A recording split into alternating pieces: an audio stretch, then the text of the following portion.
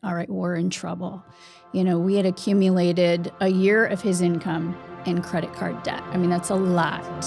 It was terrifying. I remember this pit in my stomach, like, oh, what are we gonna do? Then we transitioned into really a 10-year journey of survival.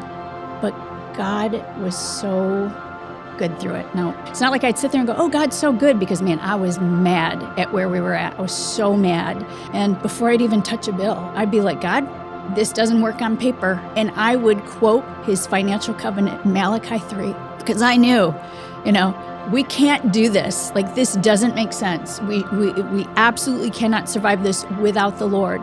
And I would sit there and I'd go, but God, your word says, to test you in the area of the tithe, and see not that I will open up the windows of heaven and pour out for you such a blessing there will not be room enough to contain it.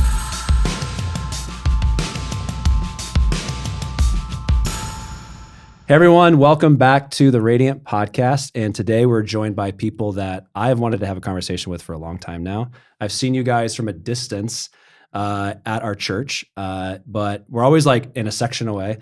And I'm always like, these people look really cool. I want to talk to them. I know you guys have been here for a while, Randy and Ann, longer than I have. And so when I first got your information, you had reached out to Radiant Stories to tell your story.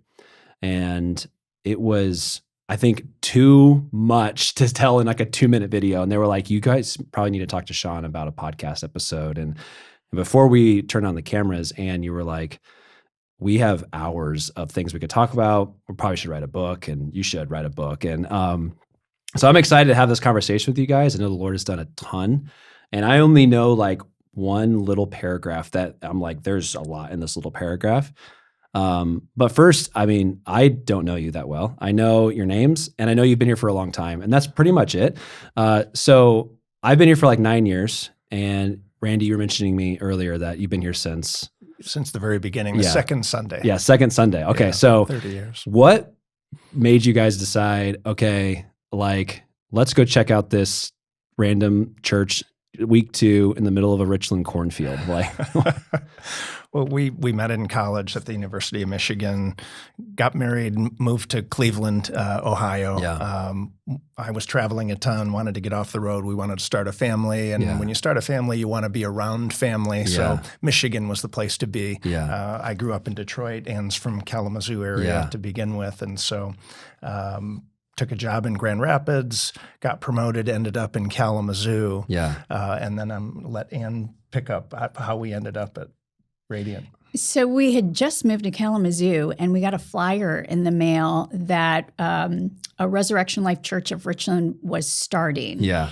And we thought, oh, great, we're looking for a church. Yeah. We had been attending a church that just wasn't very scripturally sound. Yeah. And we'd attended Resurrection Life Church in Granville for a couple of times. So it seemed like a good church, and we're like, awesome, let's go check it out. We were out of town the first Sunday that church was held, but we went the second Sunday, and I am so thankful we went. I remember, there were no bells and whistles. It was, in the devil's den. Yeah. And here you've got Pastor Lee that's like this 25-year-old in a suit that's way too big for him. Yeah. And, we're on hard chairs, and the worship was, all right.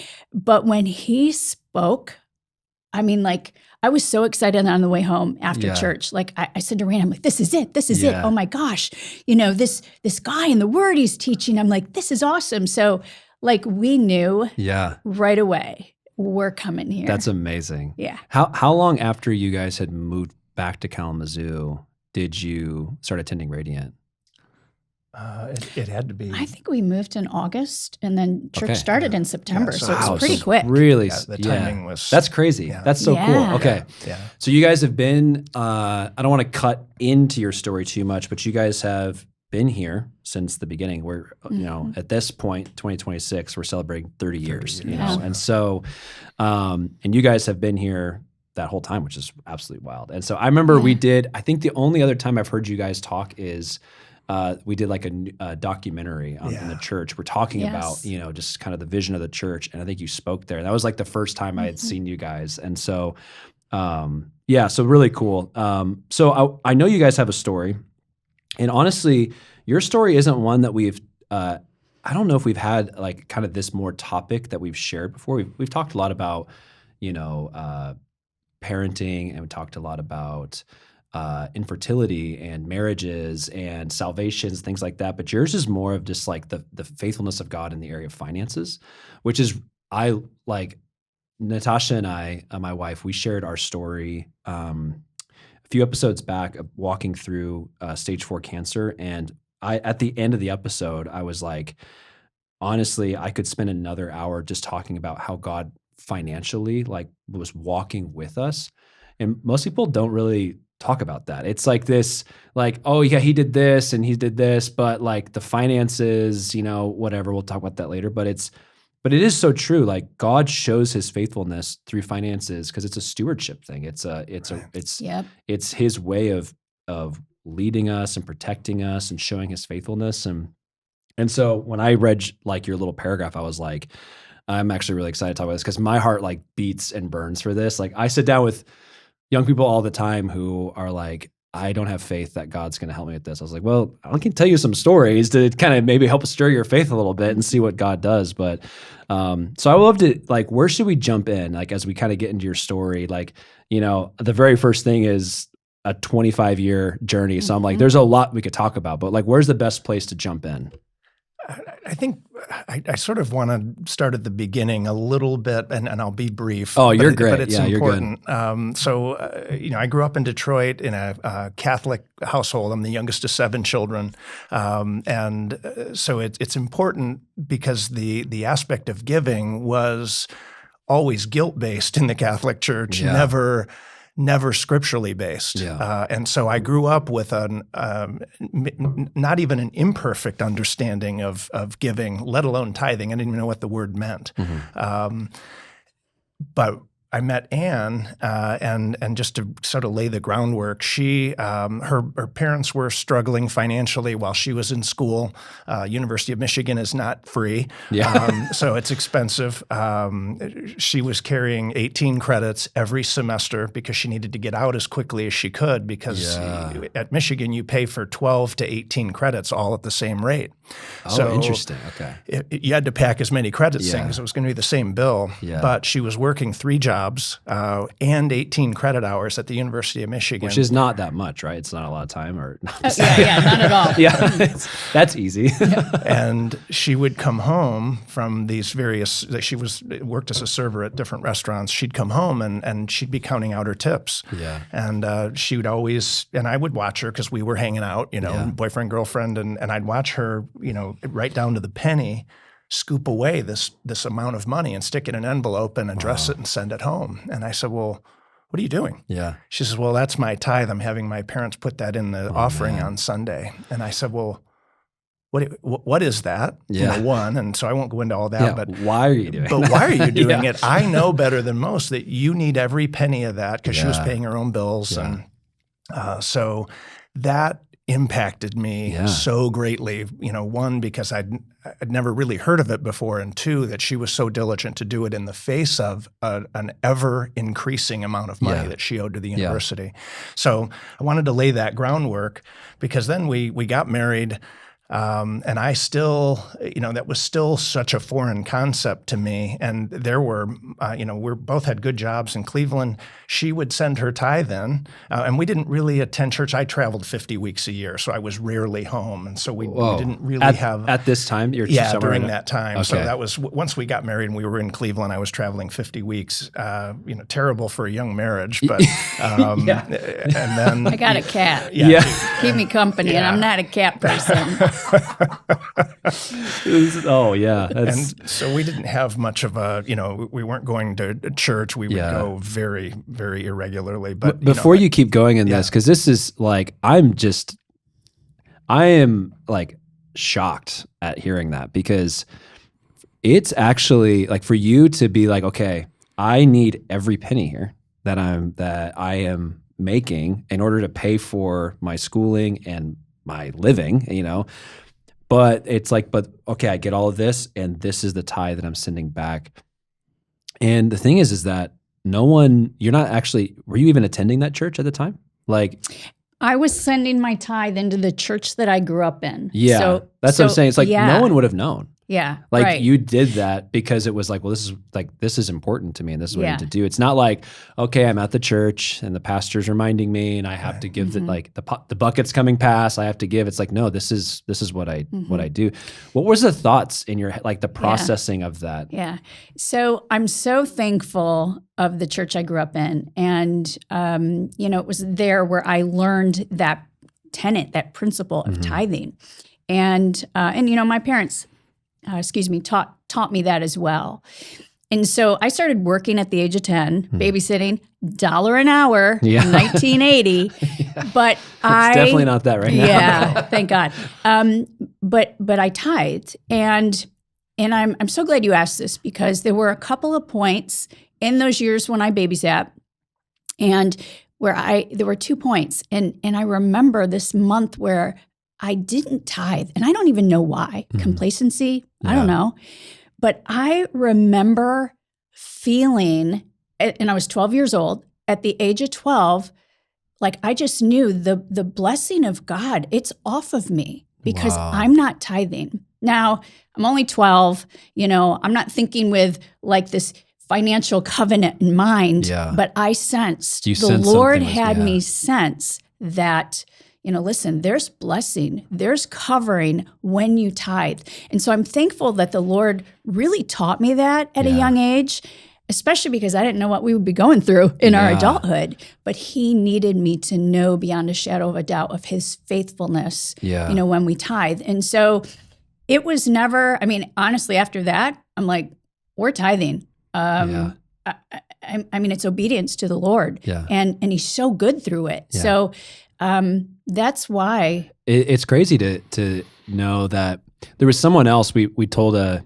story of someone else, and they had a moment when they were younger where the Lord said something to them that was like, oh, okay, or like they felt this like almost this foundational thing from the Lord, and then it was like 20 years later, this thing happened, and they're like, man, that's the principle that the Lord was talking to me at this young age, and I would not have been prepared in my heart to walk through that if I hadn't have known that. And so for you to say like, okay, like I experienced, it wasn't a shaming thing. You actually felt like it was like, it wasn't that someone says you have to do this or God won't love you. It's like, no, that wasn't the thing. It's like you actually felt the blessing that you received of the tithe. And then it was when you didn't do it and you don't even know why, it was like, oh, actually something feels different. Yes. And then it's like, okay, I want to continue to experience what I was experiencing. So I'm going to keep doing this.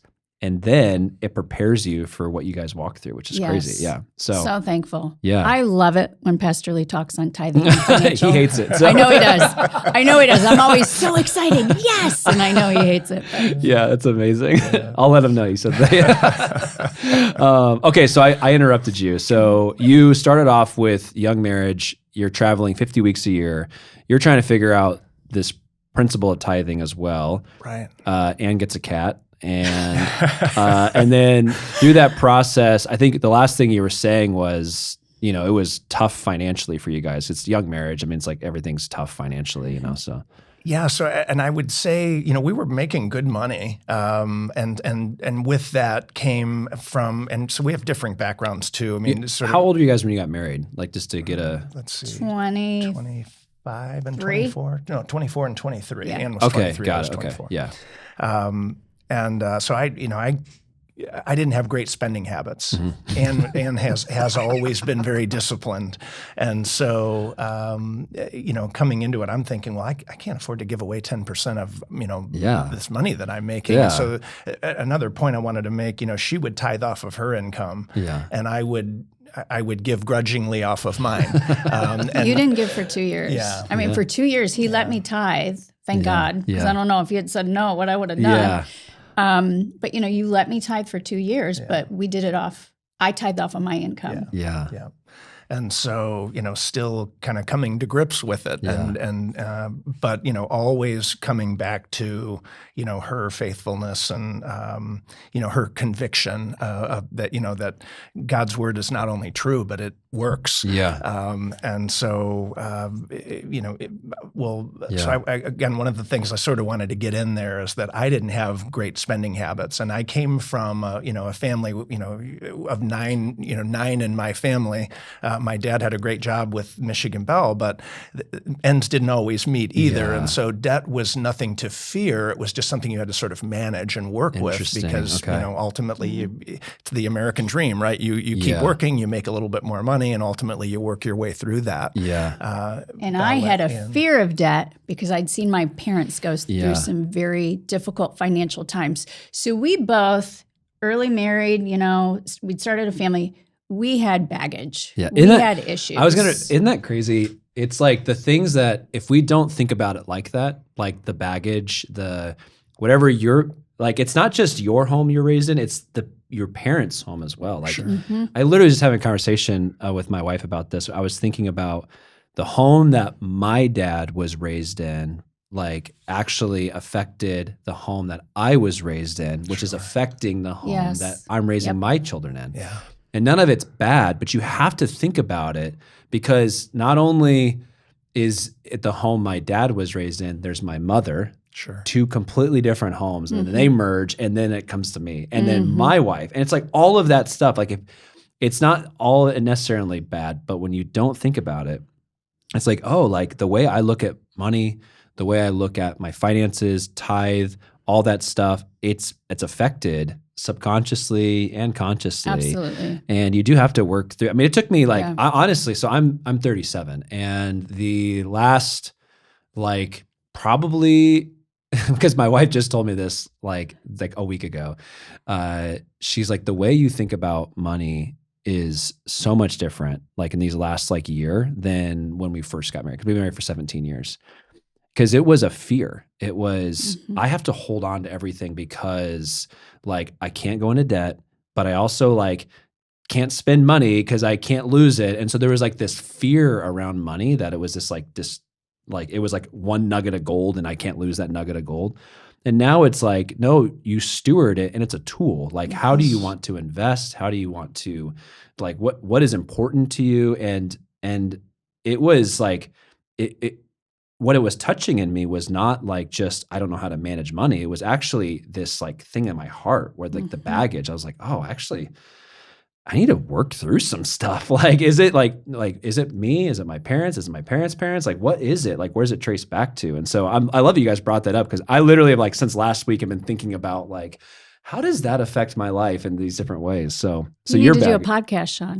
I know, actually, it's just me talking about all my issues. No one's even here. I'm just like by myself, like, guys, I don't know what to do with my life. But I do think that's a great transition to, the year. We call it, we dug our hole. Wow. So I'd been working for this company, and there's so much. There were a couple of guys I was working with. We came up with this idea to start our own company, not competing with that company, just something entirely different. But it meant leaving that company. So, while that was 100% commission sales, so it was kind of rocky income to begin with, although good, to no income. And so that which is also rocky to begin with. Very, very rocky. And she's got a cat to take care of. Yes, two, I think, at this point. And because I worked long hours with that, but at least I was home every night. But a couple of things on this. So again, continuing in a young marriage, I'm not the best at communication, not out of anything other than, just not very good at it. And I would say, even having grown up in the Catholic Church, and it's one of the reasons I'm not in the Catholic Church anymore, is the relationship with God and the idea of trust in His Word. Never a salvation issue, but a trust in all the covenants and promises. And so not not having a relationship with the Holy Spirit and even thinking to pray about the decision to do it. So naturally, I just sprung it on Ann and said, hey, by the way, I'm leaving the company. We're starting a new company with X, Y, and Z. And that was also rocky. I can imagine never how that recommend went. that. And, But I believed in you. Yeah. I remember and you're I'm like, what do you grateful. think? I'm like, all right. Okay, let's go. And, so and then our year started, and it was quite a year. So how many years are you guys married at this point in the story? At That was point, 1997. So we had 2 kids. 5 years and 2 kids. Yeah. Okay. All right. Yeah. That helps me. Oh, that's a wild Yeah. transition. Yeah. Like, yeah. Okay. And how old are your kids at this point? Oh, little. Yeah.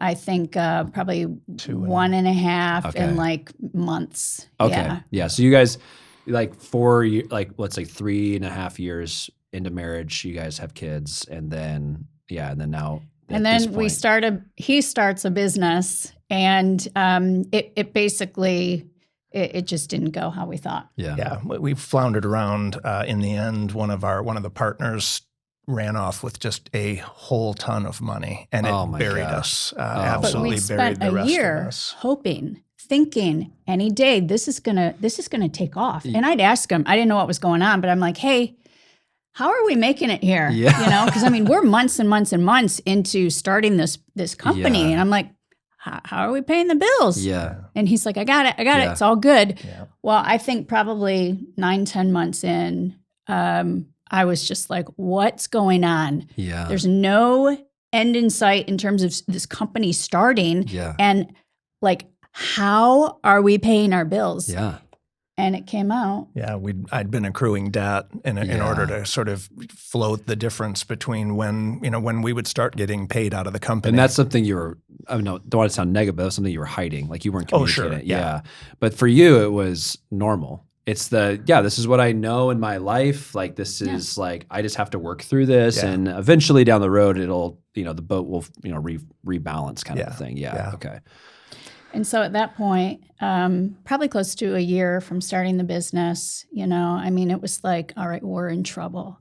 Yeah. We had accumulated about a year of his income in credit card debt. Yeah. I mean, that's a lot. That's a lot. Yeah. That's terrifying for me. I'm like imagining that. That's absolutely terrifying. Yeah. It was terrifying. I remember this, like when kind of everything came out, this pit in my stomach, like, oh, what are we going to do? Yeah. And so then we transitioned into really a 10-year journey of survival. Yeah. Hanging on to God. Yeah. And it was hard. It was challenging. It was frustrating. It was scary. But God was so good through it. No, I mean, it's not like I'd sit there and go, oh, God's so good, because man, I was mad at where we were at. I was so mad. Yeah. And that's part of our story was just kind of overcoming my frustration, at Randy. But those 10 years, so the first year was, hey, we dug this big pit. And then the next 10 years was God really kind of breaking us down. So I'm going to ask you a personal question. Because you had said, like, I was mad at Randy, which makes sense. That's, but which I look at you now and you're like so happy and smiling. I'm like, how could you be mad at this guy? But I know, he's the nicest guy. Yeah, but I'm curious. I'm putting myself in your shoes. Mm-hmm. How mad were you at God? Because I would feel like, I'm going to put words in your mouth, and you could say I wasn't this, but I could imagine I've been tithing, I've been obedient, and now look where I'm at. And it's like, are you not faithful? Are you not kind? Are you not real? Like, was that ever, like, was it just, I'm just mad at Randy? Or were there moments where you were frustrated at the Lord, or? Yeah, definitely mad at Randy. I don't think I was mad at God, but I was frustrated. Yeah. I used to sit in our front living room when the kids were napping, and just like pour my heart out to him. Yeah. Psalm 62:8. pour your heart out to me. I'm your refuge. And I would be like, God, I did not sign up for this. Yeah. I am not happy. Yeah. I didn't do this, Lord. Yeah. Why am I having to walk through this? Yeah. And I was always, I love that we can pour our heart out to God. And we can we can be vulnerable. We can be real. But I was always respectful of the Lord, and I would always bring it back to his promises. So I'd sit there and have my little pity woe is me session.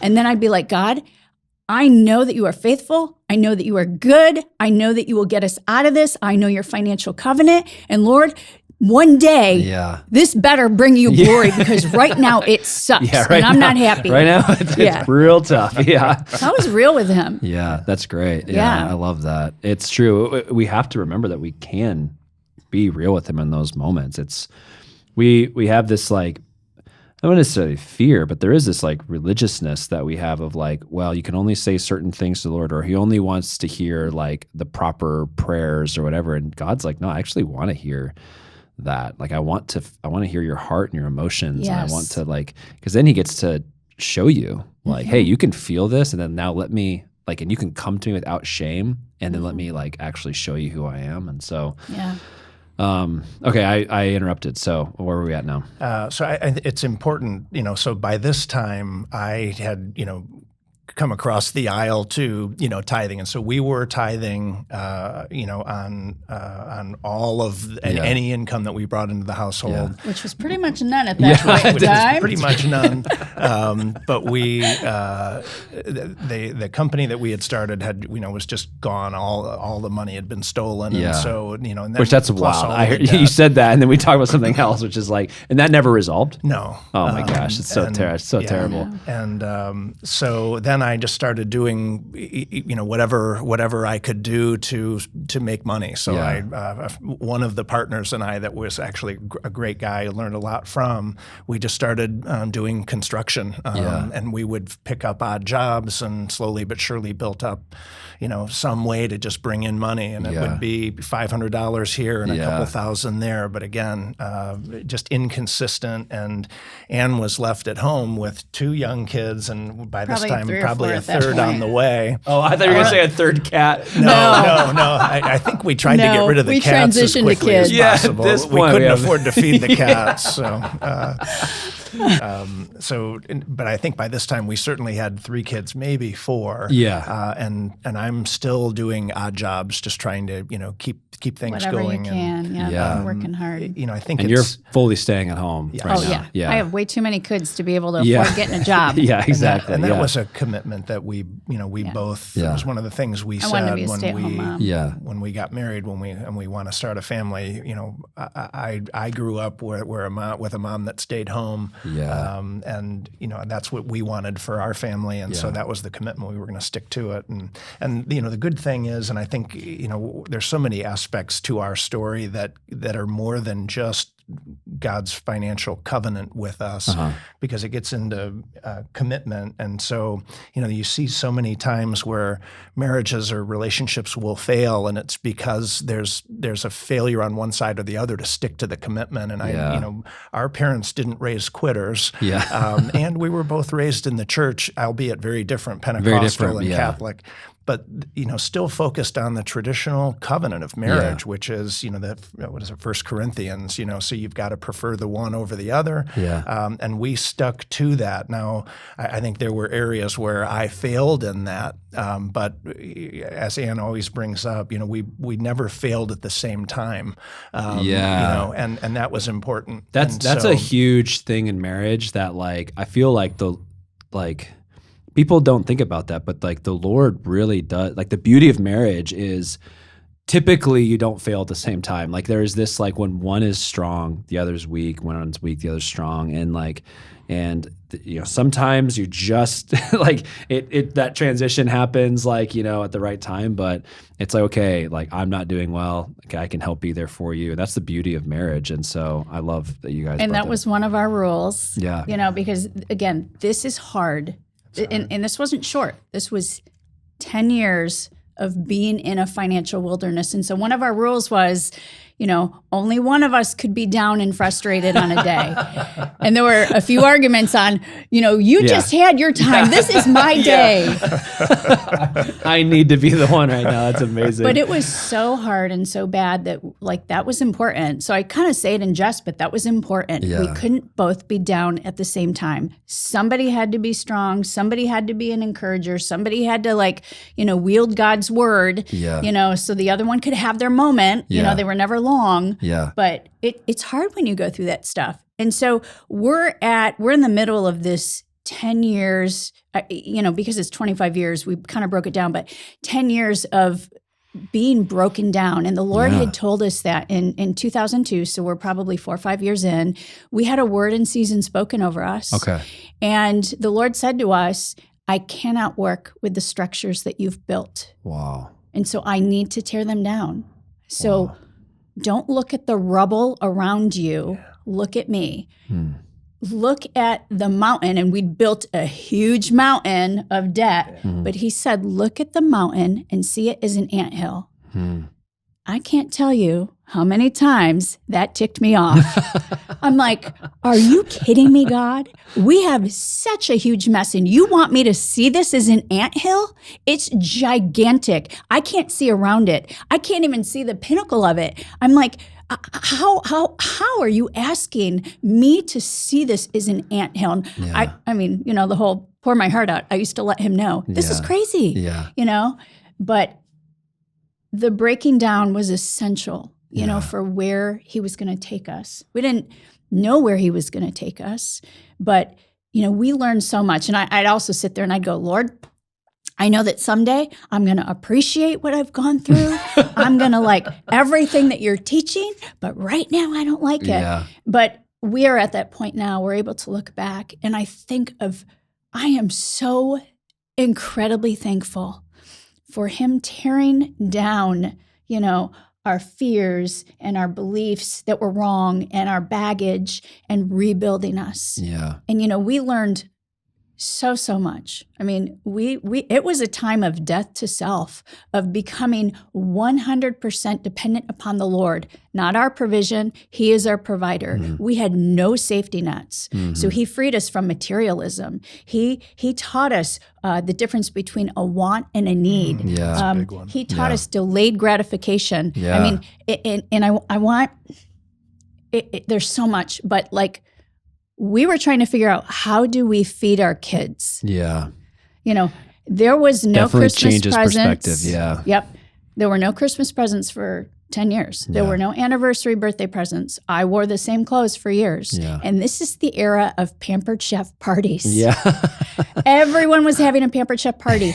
And it was very humbling. This was a decade of humbling. But I'd have to go to these silly parties and I'd buy the $1 paring knife, or nothing. Yeah. That is humbling, Yeah. especially in our society, which is very materialistic and consumer driven. Yeah. That was humbling.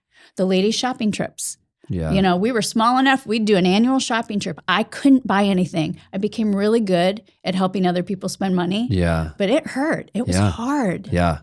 And probably so many more things. How to work together, how to communicate, how to stand on God's word, how to wield his financial covenant. Yeah.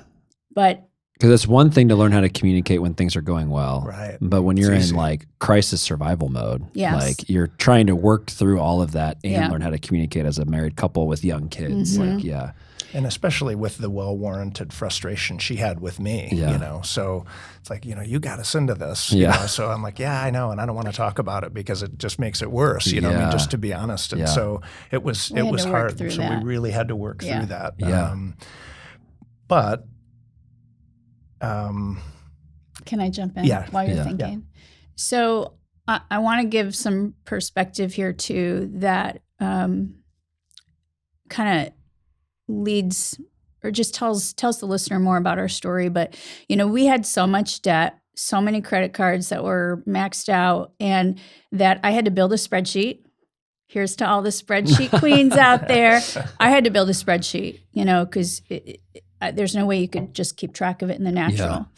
And I kept this spreadsheet for years.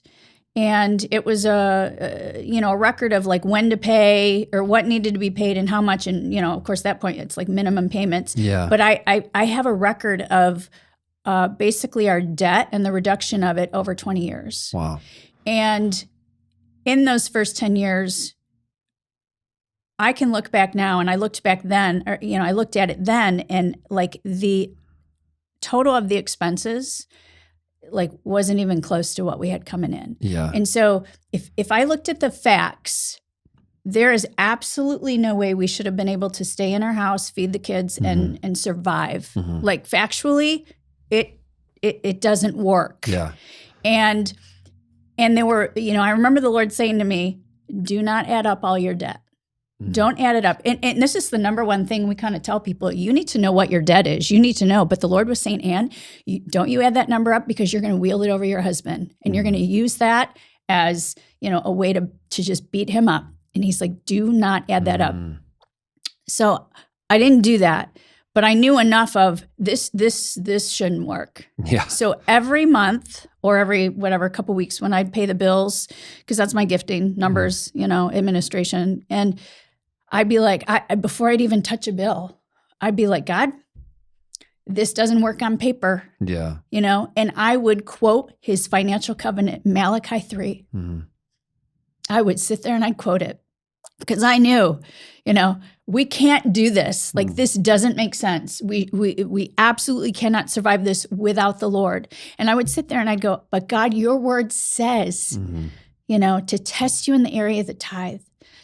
And see not that I will open up the windows of heaven and pour out for you such a blessing there will not be room enough to contain it. And I will rebuke the devourer on your behalf, and the nations will look at you and call you blessed. Yeah.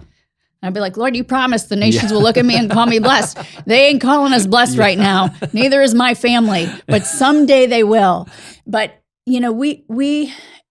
I think it's just so important to know we knew we had to partner with the Lord. We knew we couldn't survive without him. And so that's a practical way that we partnered with the Lord. I made him, I included him as a part of paying my bills, our bills, because it was not going to work any other way. And Sean, I still don't know how we did it. Yeah. I don't know. Yeah. But the bills got paid. Yeah. The kids ate. Now, granted, and they'll complain even to this day, they're all young adults. Don't feed us tilapia. All the tilapia, pasta, and chicken. Yeah. It was cheap. Yeah. The cheap stuff. Some Aldi Full of tilapia. protein. Yeah. And we'd splurge once a quarter and maybe buy a $20 pizza. Yeah. Yeah. So we did our part, but even more so, God was so faithful. Yeah.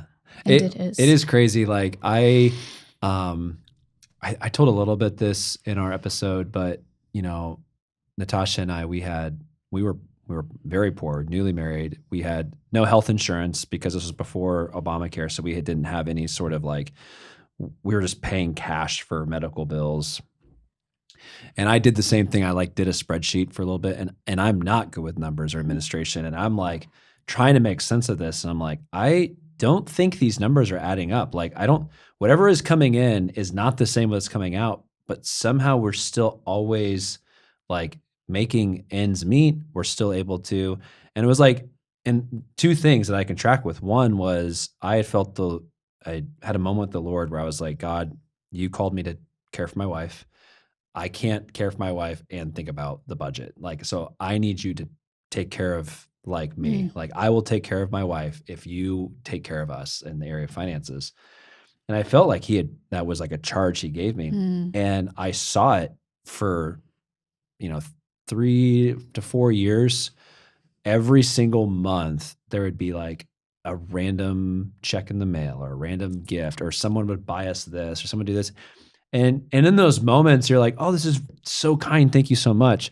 And then after a couple of years, you're like, what is happening? This is him sustaining us, but it's not by, giving us this one thing. It's all of these things that the Lord does, all these people that he connects with. And it's true. You look at it, when you try to make sense of it, it doesn't make sense. But what I loved is that the one thing you said that I loved is I brought the Lord into the paying the bills, which is something that is very easy to not do. It's I'm going to bring the Lord into everything else, and then I'll got to sit down for a little bit, pay some bills, and then come back. It's no, the Lord is actually, he's in that with you. Like that's Yes. that's part of that process. So I love that. Yes. So you guys now, you said that's 10 years in. 10 years right? in. Okay. And it took you 20 years to walk out of that, right? That's wild. Yeah. So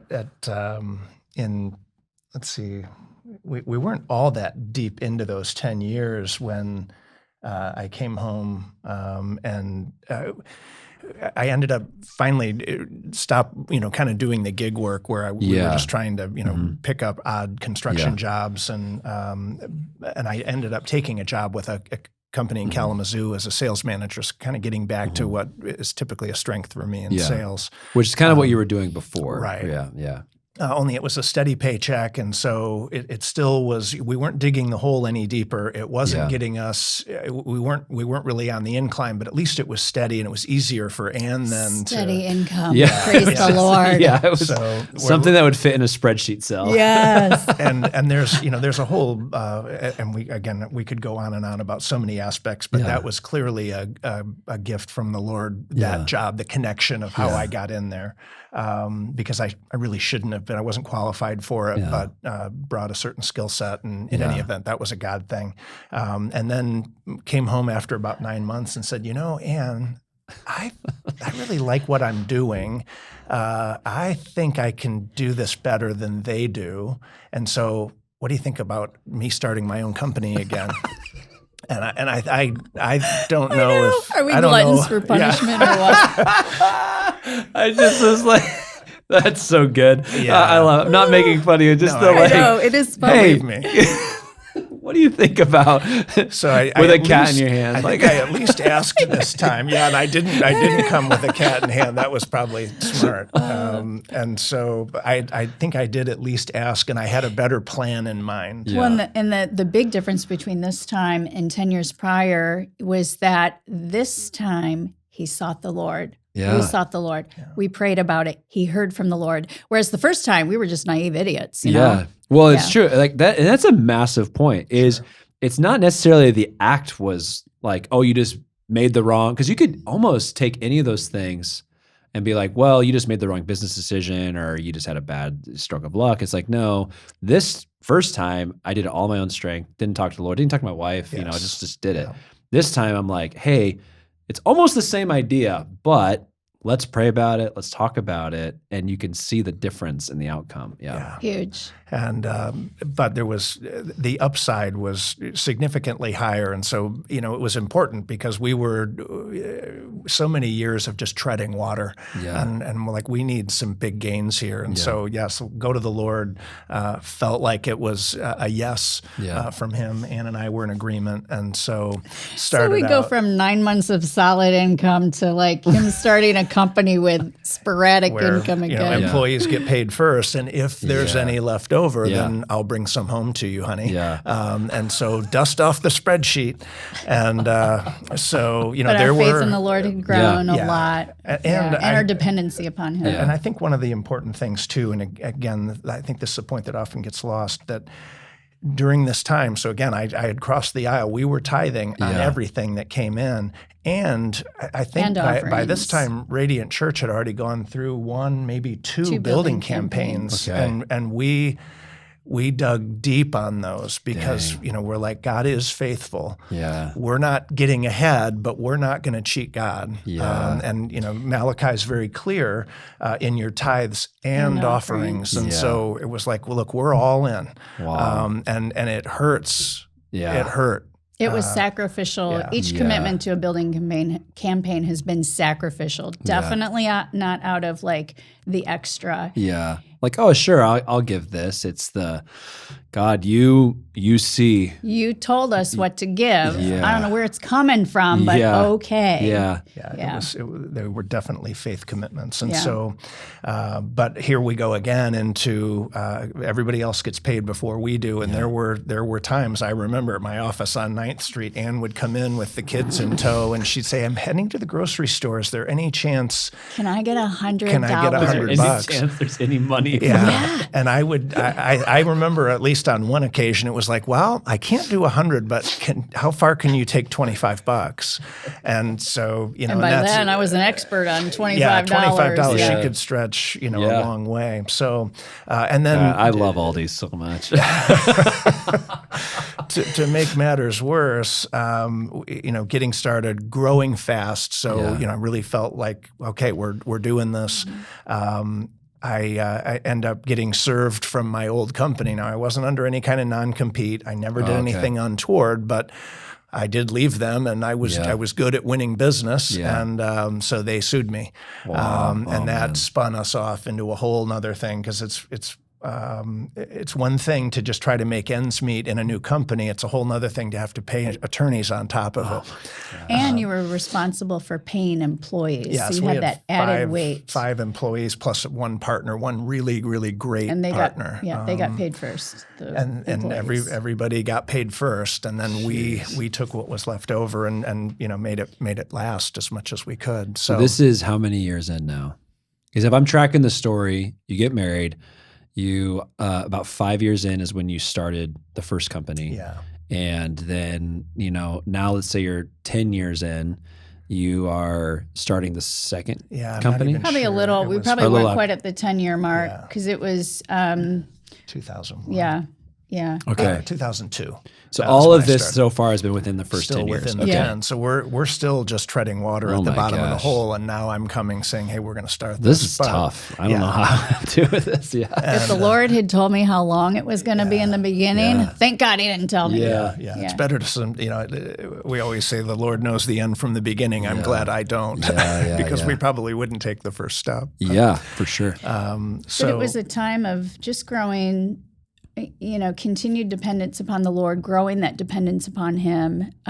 He was teaching us about stewardship. He was teaching us about, listening to him and, what he wants us to give and how he wants us to give. And I feel like that was just and again, still survival mode, but we kind of gone to like maybe more of a middle school level or elementary level, beyond the kindergarten level of just giving and how he wanted us to operate financially. Yeah. And, again, for me, and it's sort of referencing what you talked about, you sort of bring what you know into the relationship. And that's my relationship with the Lord as well. So in the Catholic Church, if you've never been, the closest you ever got to the Bible was the Missalette. And they would have little, like maybe 3-4 verses at a time. Yeah. And, one Sunday to the next, there's no continuity. There were never message series or anything like that. And so my relationship with Scripture was these little snippets, and none of them ever seemed to make any sense to me. So it was, I want to bring it back to, thank God he planted us in Radiant Church. It's a big difference for you. Absolutely. I never, because it was the constant excellent teaching every Sunday that began to really elucidate or help me to understand, like, God's word is really does talk about all these things. And so I bring all that to say, I'm not going to read anything off of here, but these are literally were taped to the inside door of my office door and a cabinet. And so every time I got a bad phone call, which pretty much every day, once we got sued, it was just a miserable, the attorney calling or this or that, or, hey, we need some money, or Ann calling and saying, hey, can you bring, some money home or anything like that. I had typed up these series of scriptures that I never would have done had I not, had the excellent teaching under Pastor Lee to know and to really seek out what God's word tells me about this situation. And so there were specific ones, and I would just read them over and over and over again until I could recite them, and until I believed them, and then began to see them manifest in it. And so, it's important, like, this isn't about a prosperity gospel. Exactly. We never, ever got a check from, the church or the Bank of God. Money never fell from heaven, but it came from somewhere, and it was at the end of his hand, it touching aspects, relationships, businesses, protection, all those things. And it was all of God's manifested truth in our lives. Because God never actually promises riches in the way that we would call riches. He promises relationship. And so like for you guys, it's like, okay, we're going to be faithful. Now that doesn't mean that we're going to get, $1,000 every week to buy groceries and, whatever. It's like, no, but he's always going to be there with you. And you walked through all these years and you're consistently seeing the faithfulness of God, which builds a relationship. Now he did provide, but not like when you say that it's not prosperity gospel. It's not like, okay, as long as I do this transactionally, I'll get this. And it's like, no, actually I give this and maybe 10 weeks later we'll see something. But what I do see every single day is relationship, which is the riches of who he is. And so, that's beautiful. I'd love to see those scriptures later. And so, we got lists of them. It's kind of cool. We have our primary scriptures, and they're all the references are all license plates on our cars. Oh, really? Yeah, that's incredible. Our top three. That's amazing. And we'll kind of get to this at the end, but we just don't ever want to forget what God has done. Yeah. And the Israelites forgot. Yeah. We are intentional about remembering what God has done because He's so good. Yeah. So can I transition? Yeah. And before you transition, like that you hit that one point, and that's the thing that when I talk with people about this all the time, it's that one point. Don't forget. Yeah. Because that was the biggest thing, and I'm going to try not to cry during this. I'm usually pretty good at not crying, but that was the biggest thing for me is that I have years of history of walking with the Lord in the area of finances. And then it'll be like a year later, or it's like something that's like, oh, this like, my wife needed a tooth pulled because of something and it cost us much money. And I'm like, oh my gosh, what are we going to do? And I'm like, get all frazzled. And I'm like, wait a second, like, don't forget, like, remember your history with the Lord. And he's the same God then that he is today. So why are you worried? Like, why are you afraid? And like literally I'm really bad at this, but I started it once is writing all those stories down. It's like, just for my own sanity. It's like, okay, I could open that up and I'm like, I could literally tell I'm going to do another episode, just me telling stories. Because there's so many stories that I'm like, okay, these multiple things happened. And then when the fifth time it happened, I'm like, oh, it's never going to work. And the Lord's like, I did it 4 times in a row. Like, why are you, I'm like, oh yeah. Okay. Yeah. Okay. I'm sorry. Like it's my bad. Like I trust you. And so it's the don't forget. It's the don't just remember what And I used to read through Exodus and Deuteronomy and Numbers and be like, these Israelites, they're idiots. Look at them forgetting. Come on, he just parted the Red Sea. Yeah. And one day the Lord whispered to me, you do that. Oh yeah. And so I am a huge proponent of journaling. Yeah. And that takes intention. And I haven't been good. There's lapses in my journals. But literally last week I went through all of them. Yeah. And it's amazing what you forget. Yes. And it's so encouraging and faith building to recount and remember what he's done. Yeah, exactly why. Yeah. I have kind of a cool little story. I call it my penny story. And, through our really difficult years, I mean, I would be thrilled to find a penny or a nickel or a quarter, on the ground. And so I would pick up every single coin because literally those were important to us. And so as we kind of we'd come out of the worst of it, and I'm walking across the Meijer parking lot and there's a penny and I walk over it and don't pick it up. And the Lord said to me, why'd you walk over that? That penny used to mean something to you. Wow. And it was just kind of in a split second, I download, don't ever, like I knew I can't ever step over a penny because I don't want to discount what God's done. And those pennies are a remembrance of what God has done for us. Yeah. And so I've taught my kids the penny story. I don't know if they do it, but literally every time I see a coin, I'm just like, God, thank you for bringing us through that financial wilderness Yeah. and into the promised land. Yeah. Because it's really easy to like, oh, things are better now, so I don't need to think Yep. about it anymore. Totally human nature. Yeah. And, I admit, I mean, here we are 25 years into our journey, and I still have to remind myself Yep. of what God has done. And I still have to fight against like the fear of, oh my gosh, in 3 years, this income source runs out, that was literally me like 2 months ago. I have to constantly fight against it. Yep. And so, but I don't ever want to be remiss at not being intentional about trying to remember. Yeah. So good. Yeah. Okay. Thanks for letting me interrupt you. Okay. So you were trying to transition. Well, so second 10 years. Yeah.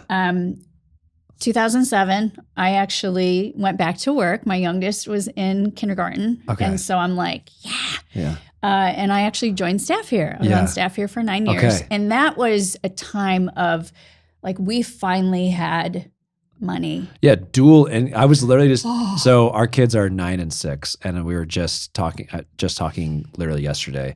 I was like, pretty soon, like when do you think you'd want to like get a job? Like we used to work together before we moved here. And then when I moved here, she stayed at home. It was a blessing for us to be able to do that. And I was like, can you imagine what our lives would be like if we had like 2 incomes? I was like, I've never thought about it. I was just like, it's like a wonderland. Like, how does that even work? And so, okay. So it's like, wow. And that just changed things. Yeah. I mean, and Randy, you've always said, when I went back to work, it allowed us to finally like live. Yeah. And certainly not high on the hog, but we had some breathing room. Yeah. And so those were years of finally just being able to maybe celebrate some special occasions. We were still very frugal, very good, at kind of our spending habits had definitely improved. Because we still have a ton of debt. Ton of debt. We Yeah. hadn't been making a dent in it for those first 10 And years. your business is not in a place where you're like, we were actually, so we were. The business was growing.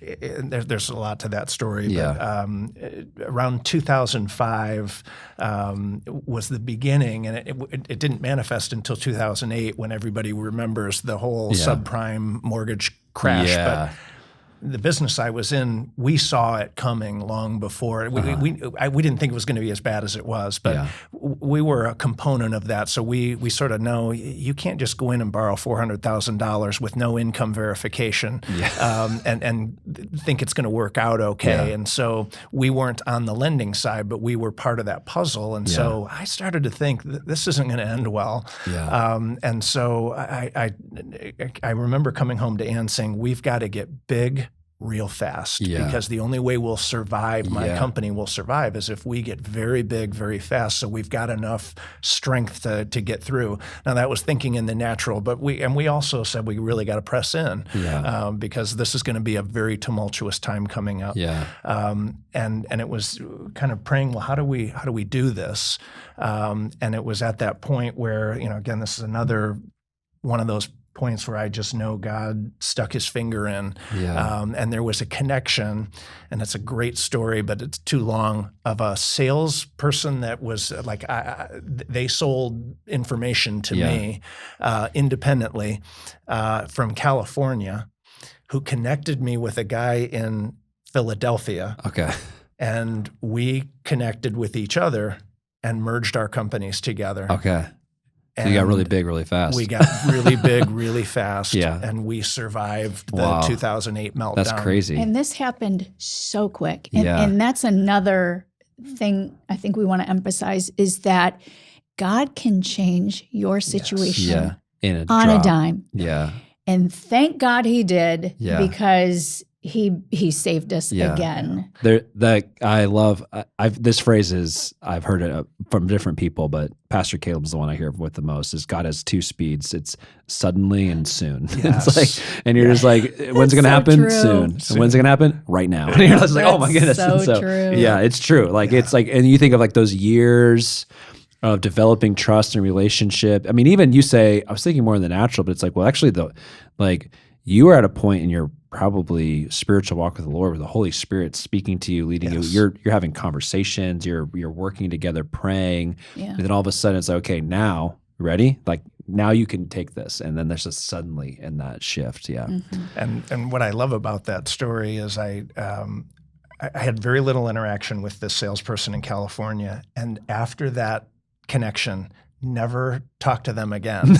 Yeah. And met them years later at a conference and brought it up to them, and they didn't even He was like, I don't even know. didn't even remember it. Who are you? So honestly, didn't even remember me. Yeah. So that's when through the perspective of time, you look back and say, "Oh, thank you, Lord. You were being faithful to me in that moment." And I think I thought more of it at the time, or so much less of it at the time. And then it was such an impact later when I realized they didn't have any idea what they were doing. Exactly. So yeah. Wow. Okay. So we transitioned to the second 10 years. Yeah. Dual income. So those were much better years, but we still had a lot of debt. And again, we were always, as best as we could, be attuned to the Lord, what he wanted to do through us in giving and building campaigns. And probably I feel like it was around 2000. Well, we worked very hard. We were good stewards. And I was constantly praying, Lord, like, just free us from all this debt. And that's one of my love languages. I created my own love languages. Paying off debt is one of my love languages. It's the sixth one. Yeah. I was like, I don't think I've heard that one. Oh my gosh. So, and the list was dwindling, but we still had stuff. And in 2018, can I jump there? In 2018, we paid everything off. I mean, everything. Yeah. Our house, credit cards were gone. Wow. Everything. So That's that gotta was feel so massive. Yeah. I got to tell you though, it was interesting. So this really is almost 20 years from the start of us making really the bad decision. 20 years of kind of being freed from all debt. I remember we paid off the last thing, and we were both kind of like, you know, but we talked about it. It wasn't like this huge thing, because we had been doing it. Yeah. Because the Lord had been giving us those victories over those 20 years of paying stuff off. So when we did the final one, it was like we knew it was coming. Yeah. Yeah. And retirement. Do I want to talk about? So then what that moved into was, that's awesome. Lord, thank you. You have freed us. Everything is retired, but hey, everything's retired. Yeah. Everything's cleared off. We're in our late 40s. How the heck are we ever gonna retire? And I mean, we have friends that are talking about, I want to be retired, by this age and that. And we're like, we just got to like break even. Like ground zero, I felt. And we were in, like late 40s, right? Oh, yeah. Yeah, late 40s. And so, having at least one failed company under my belt, one successful one, but as an owner, you don't get to have 401ks. You've got to put away your own money and then hope you've built a business. And so no debt, but we had nothing. No debt, but no savings. Yeah. Kids in college. No retirement. Yeah, you got out of survival mode. You got back, and then you're like, well, I hadn't even thought about this yet. Right. Yeah. And it's, it's harder to... You start to think about, I got more days behind me now than I have ahead of me. And in terms of ability to make money, certainly those days are much shorter. Yeah. We just spent, the 30 really good years just getting out of debt. Yeah. But God's faithful. Yeah. And it just seemed kind of like, again, not to discount anything the Lord did. It was amazing, but it was like, here's the next thing. We got our eyes off of the debt because that's gone, but it's like, how do we recover? Yeah. How do we redeem? How do we catch up? Mm-hmm. And it kind of weighed heavy on us. Yeah. And that was one of the scriptures you'll find in here is Joel 2:25, which is, I will restore to you the years that the swarming locust has eaten. Yeah. And that so was during those 20 years, that was the one thing that I would constantly recite to myself. It was the one I kept coming back to. It's on the license plate of my car. It's so foundational to me. Yeah. I will restore to you. And it was the restoration that spoke mostly to me. Yeah. So in just being a little vulnerable, I mean, it was, heartbreaking, crushing, embarrassing, all of these things. I did this that caused all the years of pain that Ann, diligently worked through. And so it was the restoration that I just kept hanging on him. Lord, I need restoration from you. I'm going to do everything that I can do. We worked together. We learned, all these different things, but I need the restoration. And so it was of all the scriptures, and I've got 2 pages of them that were just my constant mantra. It was Joel 2 that I will say, it was those words that God gave me that kept me going day in and day out because I need your restoration. And he does. He can. Like I'm thinking of, when we went through cancer, it was the first 5 years of our marriage, and so we didn't feel like we had a normal start to our marriage, and we had felt that like we didn't get a honeymoon season. We didn't get that like just, have fun for these first few years of marriage. It was like, no, we went through hell for these first few years of marriage. And now we're out of it and we're trying to figure out like what's normal life, And then it was this like, we're praying through that, like, God, like we want that restored. And then like those next few years were like so beautiful. It was like, oh, we actually we're having this like honeymoon time. We're having this new life together. And I do feel like the Lord has restored those years of pain and hardship, and and you can look back now and be like, oh Lord, look what you've done in our marriage. And I actually don't know if our marriage would be as strong and beautiful as it is now if we hadn't walked through that like hell for like 5 years, and I would never want to do it again. If he was like, would you want to do this again? I'd be like, no, I don't. I'm good. Like, I'm good. But I'm like, but I see like for you guys, like I get the pain you feel, Randy, of like, man, this was like there's the shame, the embarrassment, the frustration, the sadness of like, these choices led to all this pain. But then you look now and it's like, you can stare at your 20s, be like, well, I missed out on this in my 20s. Be like, yeah, but look at your guys' I don't know how old you are. You're probably what, 57, 50? 56. Okay, yeah. So it's like, but look how beautiful your 50s are because of what the years of. You guys had to lean on the Lord in a way that not many people have to. Like you can choose to, but some people like they're like, well, I can do all this on my own strength. I don't need the Lord. Like I'll do whatever I can and do some things with God. But it's like you guys had to press in, and like you guys use that a while. We had to dig, we had to press, we had to lean in to each other, but also to the Lord. And then those years of walking through that establishes something in your hearts and in your marriage and your family, your mindset, the way you think about money and work. To even now, I'm like, well, this is actually like, where's your story going? Because like most people think 50s, my story ends. And it's like, no, your story actually like these 20s, 30s, 40s was God preparing you for something in your 50s, 60s, 70s. It's like these last, so where is the Lord taking that? So I'm a firm believer of that. So like, is this we're now at, you said 25 years, and was it 20 years in that you? Yeah. Okay. Yeah. We should probably kind of bring it in for a landing, don't you think? Yeah. So basically the last 5 years have really been pretty awesome. Financially, they've been awesome. And Randy sold his company. Come on. In 2020. Yeah. And which is a great time to sell. During COVID. Yeah. But again, that was, it kind of didn't feel quick, but it did, because initially it was going to go, and then it didn't go, and then it went. And I remember Randy calling me in the summer of 2020 saying they backed out, and I just had this peace. I'm like, this is going to go. I don't know how, I don't know when, but it's fine. Yeah. And and I'm so proud of Randy, because he worked so hard those 20 years. He did whatever it took to provide for his family. Yeah. You wouldn't believe the jobs this man did in the weather that he did. I mean, I could cry just thinking about how hard he worked and how he put his family first. But he sold his company, which was just unbelievable, completely really changed us financially. And that was the redemption. Wouldn't you say? That gave us redemption. That gave us retirement. I mean, come on, we retired at what? like 50, 51. Yeah.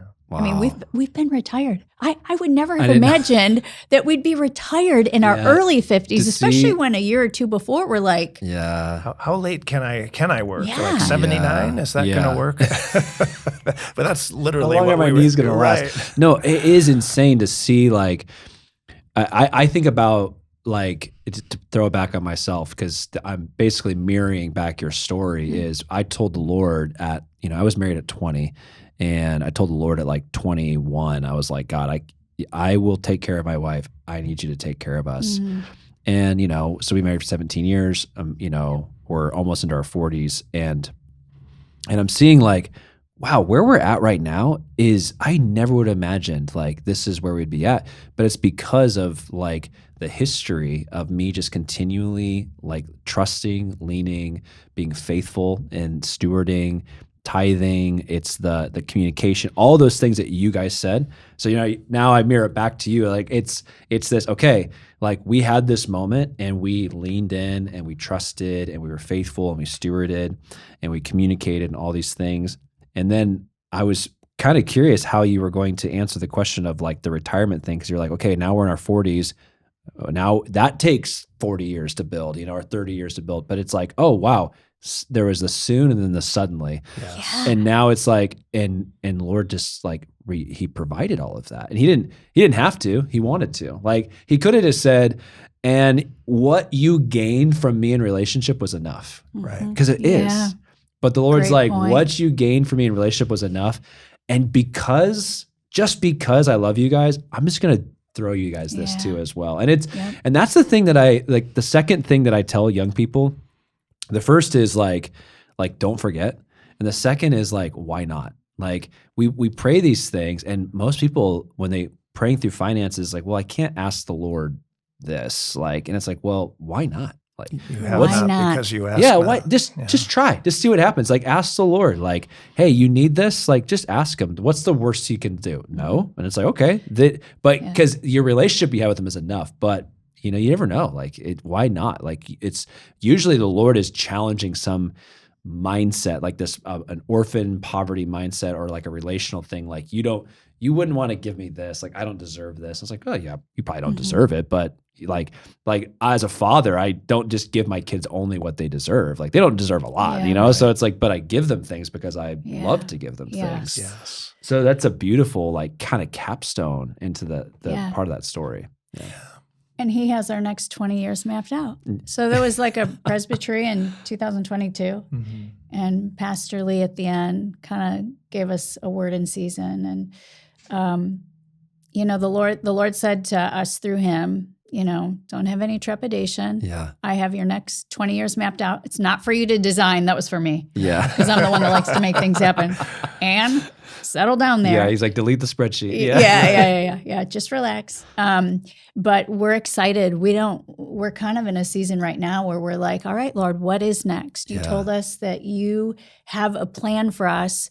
We know we're called to give. We are funders of the kingdom. Yeah. And the Lord also spoke to me a few years ago, probably to Randy's chagrin, but we will always have to be dependent upon him and believe him for more. Yeah. So what he calls us to, it never makes sense in the natural. Yeah. And that excites me, because I'm like, all right, Lord, bring it. We want to fund stuff. We want to support good causes. We want to further your kingdom. And if that requires us to constantly be seeking you and dependent upon you and believing you for, more, all right, that's awesome. Yeah. I think Randy was like, just let me breathe a little, let me rest a little. But no, so we're excited to see where God's going to take us. I think we're still in a little bit of a season of rest. We don't like to sit. Well, I don't like to sit still. So poor Randy, he sells his company and retires, and I'm like, all right, let's go do real estate. Come on, honey. So we've been flipping homes and stuff, but all I know is, and that's just kind of fun. It's like, at this point, it's like, hey, this is something we just get to do together. Let's find. It's like the joys That's the dream. Yeah. You assume you'd have in your like 30s. It's like, when you walked through difficulty, it's like, no, you can still do those things.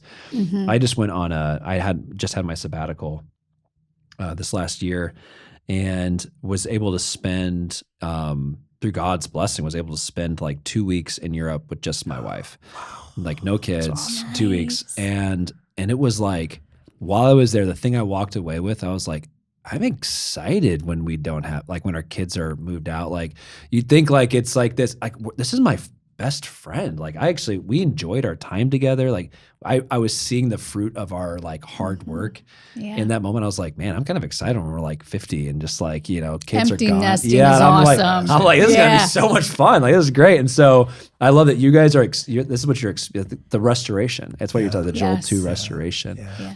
I have 2 questions for you. Because kind of as we wrap this up, what is something that you guys feel like you learned through God's? Because if I just said, what did you learn through this process? It's like God's faithful. It's like, that's true. Yeah, it's like, but I'd love to like scratch one level deeper. We don't have to like go into this long, whatever, but what's something that you guys learned through, maybe it's God's faithfulness, maybe it's your own mindset, maybe it's, we talked about baggage. There could be 20 different things, but something that maybe you walked through at the end of this process, you kind of look, like you said, the benefit of time, and you look back and you're like, this is a nugget that I'm always going to take with me. It's going to change everything that I think about. Go ahead.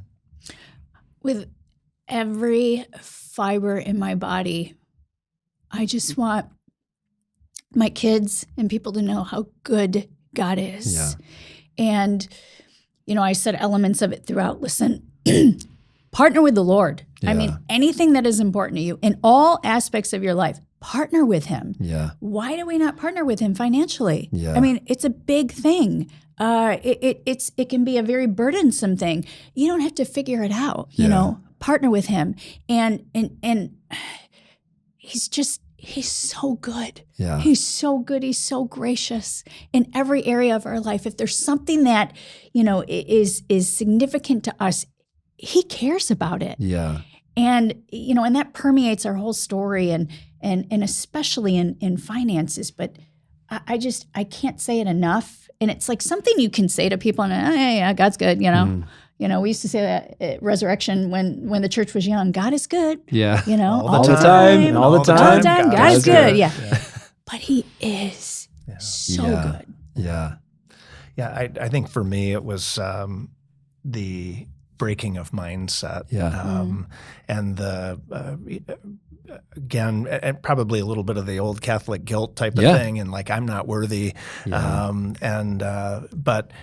And you referenced this earlier, that God's not there with a stick waiting to beat you when you come into his presence. Yeah. He's great, or he's so thankful that you're willing to come to him and be vulnerable and ask because he wants to give. Yeah. And then in that, so it was that process for me of sort of breaking off the shame and the guilt and maybe misunderstanding of what a relationship with the Lord is really like. Yeah. And so he is faithful. That's true. Yeah. But he doesn't expect you to be perfect. Yeah, exactly. Yeah. I mean, man, I'm restraining because I want to talk about everything you just said. So you guys both mentioned like 2 pretty high, like big high mindset things, which is like the goodness of God and like our identity with him.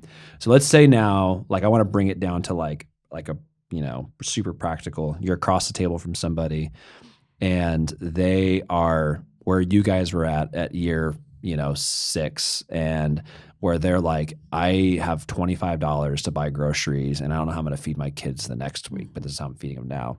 What's like, they right now they're in survival mode. They can't think about the goodness of God or their relationship. Yeah. Those are things they have to work through, but it's like, what would you tell them like right there in that moment? Tithe. Okay. Yeah. No, this is the best business contract you will ever enter into. Yeah. And I honestly don't understand why it's so difficult for people to grasp, but it's like, listen, you are partnering with someone where he gets the bad deal. God gets the bad side of the deal. Yeah. You get all the upside. And the ROI is huge. Yeah. And, it's financially, things are hard. And it's not just him paying the bills, but you have peace. You have the peace that passes all understanding. He calls you to something. You don't need to figure out how to do it. He has to figure out how to fund it. And just the peace that brings, the security. It also takes, one of the things the Lord taught me through that financial covenant was, listen, your husband isn't the provider I am, but I provide through him. Yeah. So respect and honor him. Yeah. But listen, if he messes up, I got to fix it. And that's not you to tell him either. I'm like, I had to learn that one too. But, so for me, listen, tithing is your safety net. It's the only reason we weren't destroyed. Yeah. And do it in faith, do it. You can't afford to not do it. Yeah. And it's crazy because it's something that most people would be like almost confused that you guys continue to do that. It's like, hey, if you can't feed your kids this week, like, why are you tithing? And it's like, well, it's not about logic at this point. Like, it's like, this is a covenant we made with the Lord. And like you said, like, this is something that we are trusting the Lord in. And as soon as we pull that out, we're basically saying, hey, we don't trust you anymore to take care of us. So we're pulling out, and we're just going to I'm going to try to take this measly, $20 and try to make it work at Aldi. And it's like, no, actually, I trust you, Lord, with this 20, knowing that you can do more with this than I could ever do. Yes. And yeah, that's beautiful. But it kind of boggles the mind, though. It's not logic. It doesn't make sense. It is not logical in the least bit. But I also knew if we didn't do it, like, we will be destroyed. Yeah. I literally knew that. Like, we have to do this to survive. Yeah. And he's so good. He more than kept his side of the bargain. Yeah, I love that. Yeah. That's so beautiful. Yeah. Guys, thanks so much for coming. I'm glad we were able to finally meet. Yeah. I'm excited to high five you guys more now in the sanctuary. But it was awesome just hearing. It stirred my faith again, just in the area of finances, and reminded me of all the things that I forget about all the time. And so thank you for being vulnerable too and sharing that. I hope that this story just helps, like, stir the faith of people listening of, like, yeah, like, why do I not believe God can provide? Why do I not believe God is good and faithful in this area? I believe he likes to heal diseases or bring salvation, but does he care about money? And it's like, yeah, like, actually, this is just as dear and near to his heart than as someone's sickness, someone's salvation. Like he cares about this because it's an issue of the heart. Yes. It's not a spreadsheet logical thing. It's the issue of a heart thing. And that's what he cares about, is our hearts. And so thanks for sharing. Yep. I appreciate it. Thank you so much, guys. Well, we hope you enjoyed this conversation. Make sure you subscribe, and we'll see you on the next episode of the Radiant Podcast. Come on, guys. We did it. Against all odds. Oh my gosh, we went a long time. It's a long. Really long. It was good. You're going to have to do some editing this time.